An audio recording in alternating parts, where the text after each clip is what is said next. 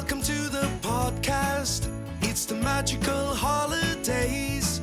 Time for Joe watching 60 Christmas movies in 60 days. Why, you might ask?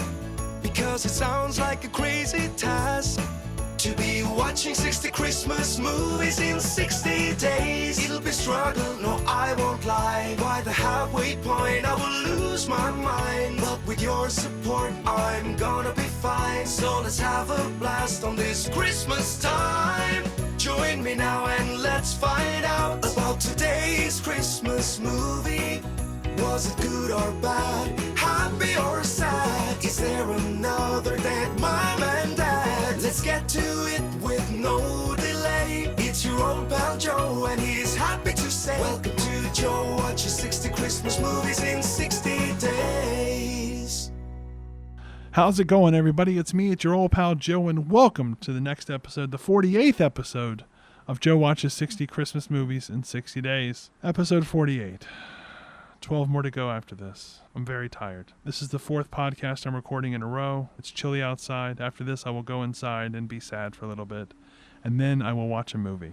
But before we talk about today's movie, we must talk about our good friends over at Third Eye Comics. Third Eye Comics, the only reason that this season exists, maybe I should be mad at them. Maybe I should be mad at them for supporting me, giving me the finances to make this thing a reality. But I'm not. I'm going to be nice to them because they were nice to me.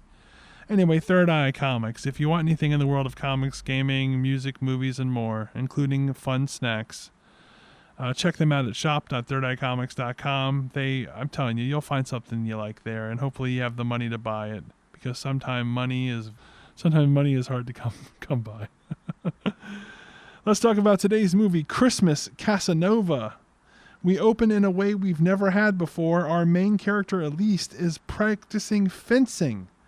Eventually, she wins her little bout. We find out Elise actually hosts a podcast and was there to interview the woman she was competing against. The woman asked if the lesson she's been taking will be part of the podcast. And she goes, no, just the interview, because I don't like to include myself in the show. I'm only the host. Now cut to her at her office. Her friend Bonnie invites her to a pub crawl that weekend to, I don't know, get Elise's Christmas spirit flowing. Elise says, look, I have plenty of Christmas spirit. I'm already planning my time this weekend to recreate my mom's mulled wine recipe. Then Bonnie mentions that the boss has been looking for Elise. Elise knows she's afraid that the boss wants to cancel her podcast. When the boss comes around the corner for towards their cubicle, Elise says she's working from home that day and genuinely sneaks out of the office. Cut to two dudes giving a pitch about their app. It's actually, okay, I was so confused watching this scene because I couldn't tell who was who in the scene. So, this scene introduces us to our other main character. There's Elise, and then there's her eventual love interest, Daniel. So Daniel runs a marketing company, and this is his pitch to the company that he wants to sign on with them by saying, like, if you sign on with us, we can help make your app a big hit. We can put your app in front of people that will really like it. The app is called Sous Vide, and it's some sort of reviewing app. I don't really understand it, but the woman they're speaking to isn't into what Daniel is pitching. She says the pitch could use more work, and says that she'll see them again soon for, I guess, the final pitch. Afterward, he talks with a coworker about about how they didn't do a good job, and one of them mentions listening to the podcast that features our other main character, I guess. I don't know, why am I falling apart so early in the notes? They talk about the pitch and why it went badly, and then Daniel mentions that he's going to Vermont that weekend with his platonic best friend Tanya to visit her family for Christmas. Now, why is Daniel visiting her family for Christmas? We'll find out later. His coworker says, you guys need to figure out why you're not a couple, because you guys have been friends forever. It just makes sense that you would be a couple. And Daniel says, no, we're just friends. Then we cut to Elise and her buddy Bonnie making the mulled wine recipe that she mentioned earlier. It turns out great, but it's still just not right. We learn more about Elise's podcast. It's called Life on the Like. I think that's what it's called. They say it in this movie like 30 times, and I never understand exactly what they're saying. Life on the like, life on the like, life on the like, life on the like, life on the like, and I don't know what the fuck they're talking about. She basically interviews folks from everyday life. Bonnie loves it and thinks Elise should stand behind it regardless of what the boss might say about it. Now we cut over to Daniel chatting with Tanya. We get lots of info here. Turns out Tanya's family have an issue with their house, so they're not hosting Christmas that year, so there's no trip to Vermont. Instead, they're coming to New York City, which is, by the way, if you didn't know, the big city. And they're going to stay with Tanya. The best part is that they'll finally get to meet Cliff. Daniel thought things with Cliff weren't anything special. She says, yeah, they weren't, but we had the best weekend the other week. And now things are super serious. Daniel seems a bit jealous that she has a partner now. She does mention, though, that with Cliff visiting and her folks visiting, it might be easier if Daniel doesn't spend Christmas with them. He says, oh, sure, that's fine. I wouldn't want to get in the way. Cut to him talking to his coworker in the office and says, maybe you were right about us after all. Now that she has a boyfriend, it kind of makes me feel jealous. I'm not sure what to do. Cut to Elise, again, avoiding her boss. I hated this subplot. It lasts for another few scenes where she's trying to avoid talking to her boss. It's very dumb. So she hides in the studio where Bonnie is working on her podcast. It's basically one where she takes calls and gives advice. It's called Live Life Winning. She pulls Elise into the recording without Elise really wanting to be part of the show. They take a call and it's Daniel, but he's going by a fake name of Kris Kringle. He's looking for advice. He unspools the whole deal about him and Tanya, how they were just friends, but now he's thinking there could be something more there. And he goes into very specific detail, like, I was supposed to spend Christmas in Vermont with them, but now they're coming to town. Now, if Tanya listens to this show, she's going to know who the fuck he's talking about. Anyway, while he tells his story, Elise seems really touched about these emotions that he's talking about. But then Bonnie pushes Elise to answer his question about what he should do, and before you know it, she and Daniel get into it, bickering about love and whether Christmas is a commodity or not. I don't have the energy to get into all of this in the notes. Maybe I'll remember it. Let's see if I remember it. That's what I write in my notes. Let's see if I remember it. So she says that he needs to get into more of the Christmas spirit, because maybe the reason that she's not spending Christmas with him is because he doesn't really take Christmas that seriously. Something along those lines. I forget how they get to that point. And he says Christmas is just a commodity that's used to sell you products, which makes sense from his perspective, because that's why he works at a marketing company, and that's why he would think of it that way. So that's how they get into this bickering here. Eventually, Elise gets tired of Daniel and hangs up on him. And Bonnie is all, oh my God, I can't believe you just hung up on him. Cut to Elise finally meeting with her boss. She pushes Elise to defend her podcast, but Elise can't convince her the show is worthwhile. Instead, she wants Elise to pivot the podcast to more successful tropes like cliffhangers and topics that get people arguing. She says she wants the sassy Elise that she heard on Bonnie's podcast. Elise says, no, that was nothing. That was just me dealing with a guy who didn't understand the meaning of Christmas. He was trying to win this woman's heart by winning at Christmas, and I just really didn't like that. The boss gets an idea. What if you coached this guy through the Christmas season in order to get this lady's love? Elise isn't interested, but the boss won't hear it.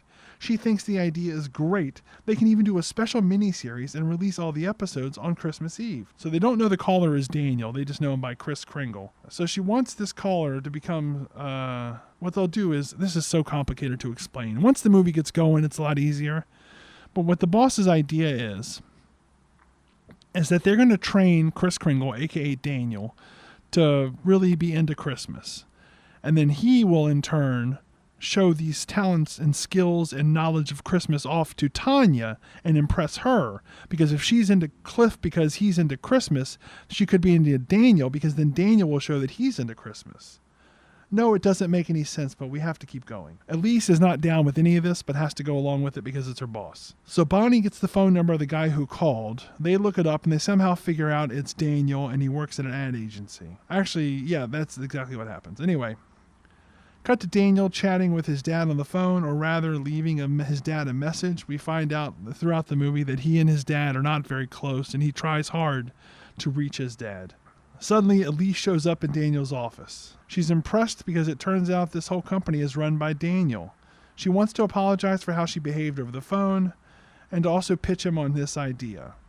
She says, I can create a playbook for you to show Tanya and her family about like how to do the best Christmas, especially a Christmas in New York City, the big city, New York City, the big city. And in order to make it enticing, what we can do is offer Tanya's family a really nice rental property. So when they come to town, not everybody's stuck inside Tanya's small apartment.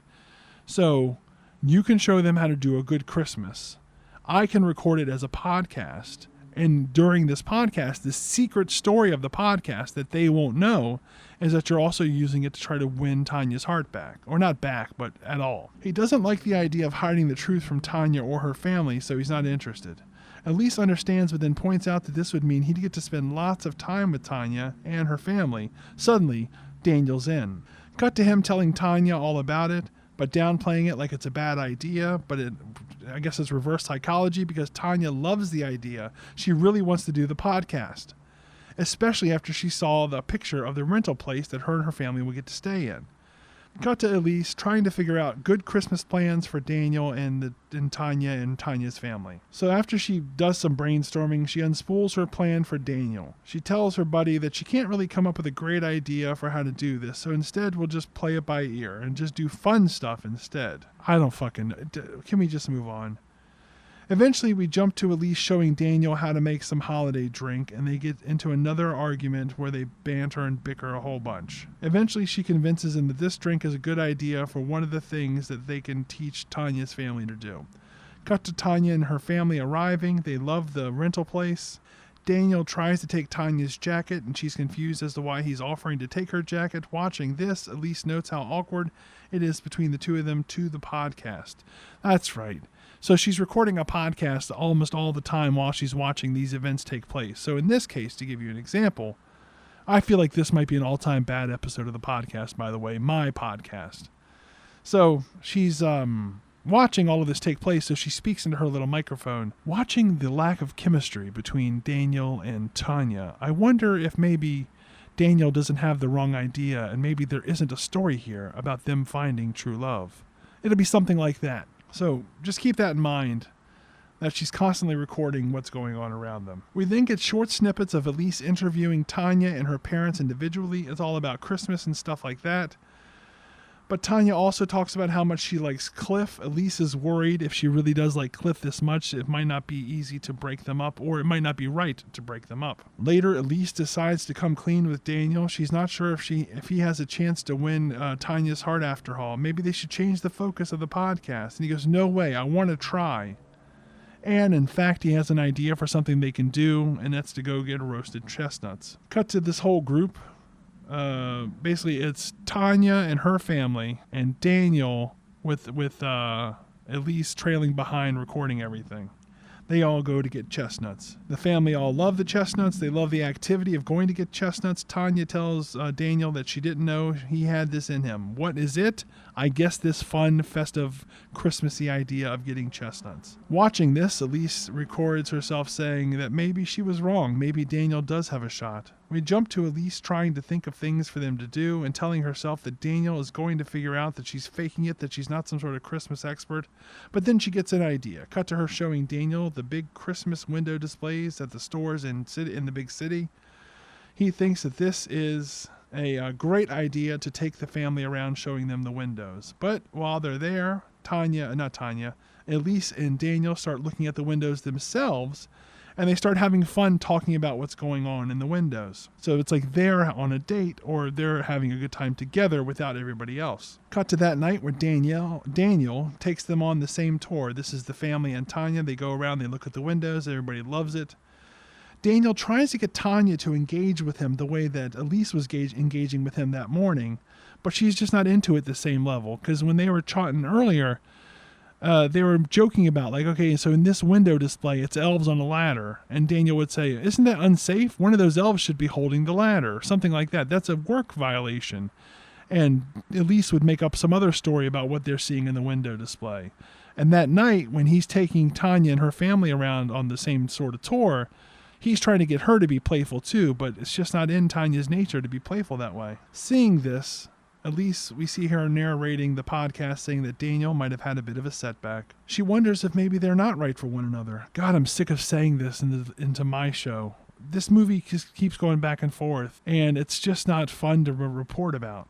Anyway, let's see here. The next day, Daniel is in the office talking about the sous vide pitch. Remember, he's in the marketing team. He owns a marketing company.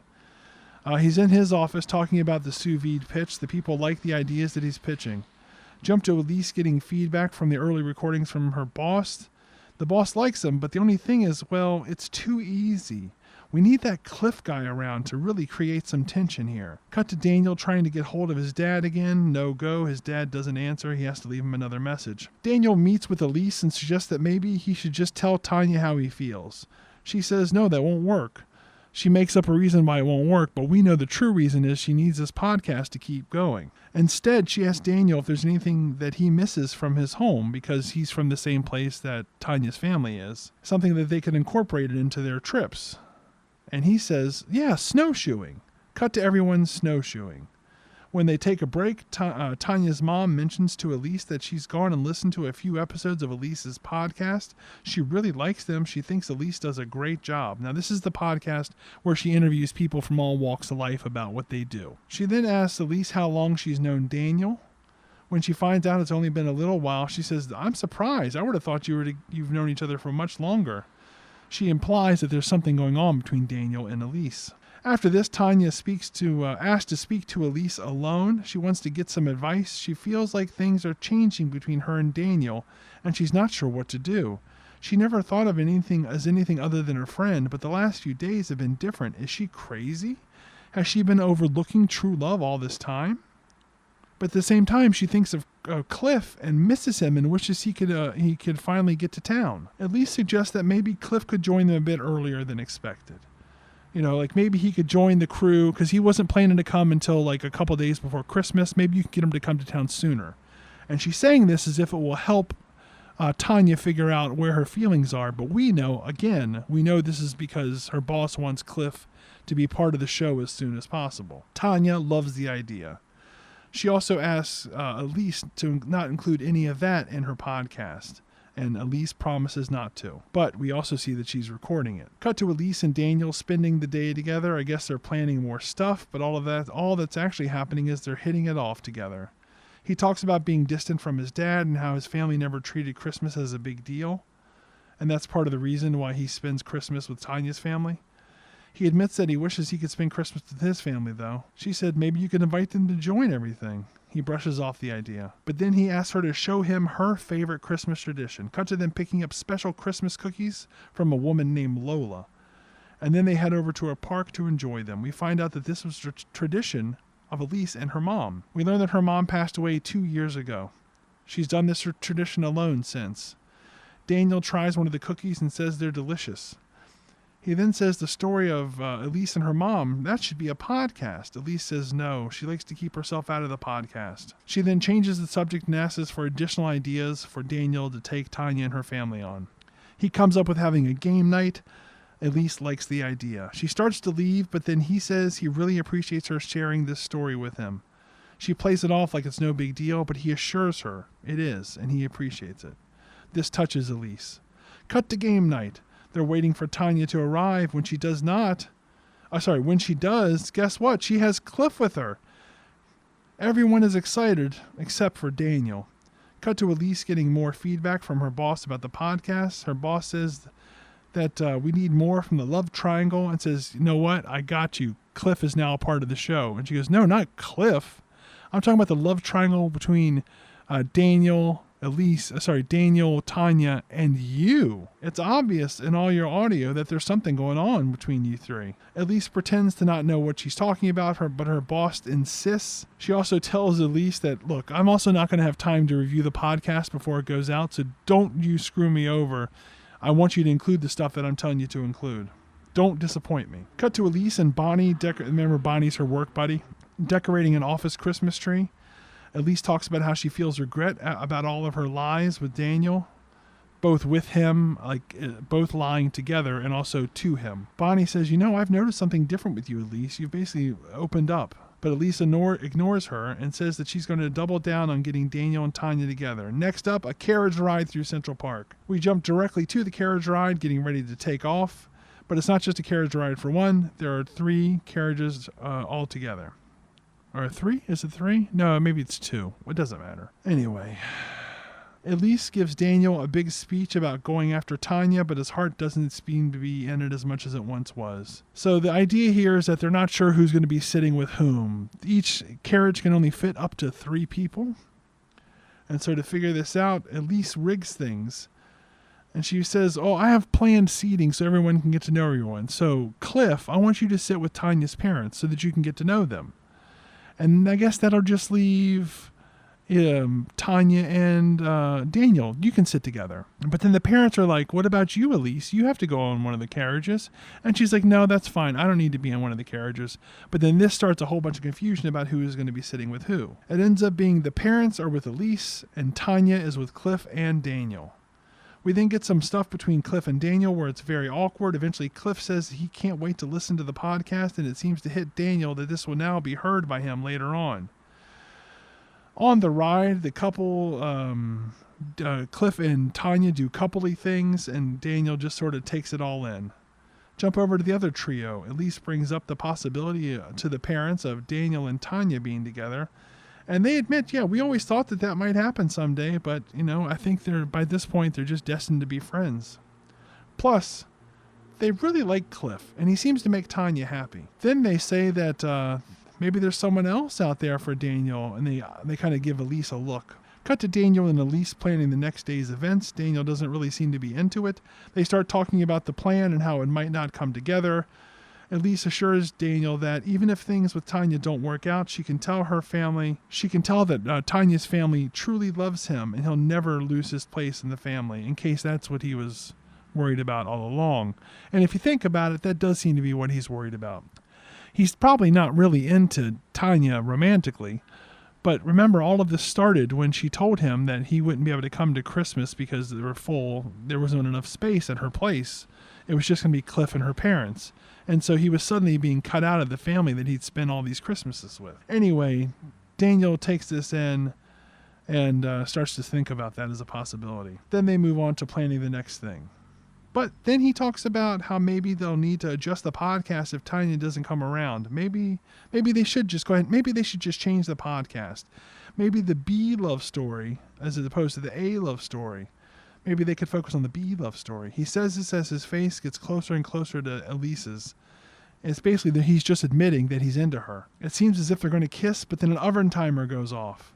She was baking a spice cake. Darn it, no kisses now. As she goes to get the cake out of the oven, Daniel decides to listen to some of the recordings on her computer. At first, he has a good time listening to them, but then he hears the bit where she talked to Tanya about having Cliff come into town earlier, and he's hurt when he hears this. And she comes back and he goes, I thought we were on the same team, but you're having her invite Cliff. You're having her invite Cliff? What is that to do? It's going to make things harder for me. Why would you do that? She explains why it happened, how her boss pushed for Cliff to be part of the show sooner. And she says maybe it was okay that it became harder to get that girl because it seems like there might be another girl for you after all. And he goes, no, it does matter because that means I don't trust you, Elise. He tells her that he won't be recording anything more with the podcast. And neither will Tanya and her family. He can't stop her from releasing anything, but if he does anything to make Tanya and her family look bad, he'll never forgive Elise. And with that, Daniel storms out of her apartment. Cut to Elise telling Bonnie about it all. Bonnie says everything might not be lost. Maybe this is a chance for Elise to focus on her own role in the story, to include her side of the story in the podcast. We cut to her editing. Now jump over to Daniel admitting everything to Tanya. He talks about the original point of the podcast and how it came about when Christmas plans changed. He says that he understands now that they're just friends and that's okay. Tanya understands. She admits she was confused at first, but is glad things are okay now. And everything between them is totally fine. Cut to the big pitch to the sous vide app people. Daniel starts with the planned pitch, but it doesn't go over well. So then he starts talking about his family and how in a lot of ways his real, not his family, but his biological family isn't the family that he spends the most time with. That would be his friend's family, and how much they all mean to him. Anyway, throughout all of this talking about love and family, the client loves what he was saying and says that's what the pitch should be based around, and the company is going to sign on with him after all. Cut to Elise sending her podcast in to be published. We cut to Daniel leaving a message for his dad. He tells his dad that he'd like his dad and his mom to fly out next year for Christmas. He can't wait to hear from them. Cut to Daniel going to brunch with Tanya and family. Cut to Elise getting a call from her boss. She loves the podcast. And then we're back with Daniel and the family having brunch. They're all having a nice time. They also all know about the podcast and the truth behind the podcast. He asked if anyone has listened to it yet. This is, I believe, Christmas brunch. And no one has listened to the podcast yet. It creates an awkward moment. But then later, off to the side, Tanya's mom secretly tells Daniel that she has listened to it and she loved the podcast, and she thinks that Daniel should give it a listen. We then watch him walk while listening to snippets of the podcast. He walks his way and basically the podcast has Elise talking about how she tries to keep herself out of her work, but this was a special project and it brought something out of her she never expected, and how she's truly fallen in love with Daniel. That's what the podcast ends up being. So he's listening to this and he winds his way to the park where he and Elise shared that moment and talked about her mom. And that's where he finds Elise. It's awkward between them at first, but eventually they get closer and closer, and eventually he kisses her. Yay, everyone claps. Actually, there's nobody there to clap. It was just me making that up. Then Daniel gets an invite for the both of them to join the family dinner for Christmas. They kiss even more, and that's the end of the movie. So in summary, I thought this movie was good. It had some really dumb bits to it, but I thought it was generally good. And also, this might be the worst podcast I've ever recorded because my notes are all fucked up. And that's it. That's the whole episode. Thanks for listening. Oh, MVP. I'm going to go for the MVP of the episode. It's going to be Elise. I thought she did a good job in this movie. So we're going to go with Elise as the MVP. And that's it for episode 48. Thank you for listening. Thanks for hanging out. And until next time, take care.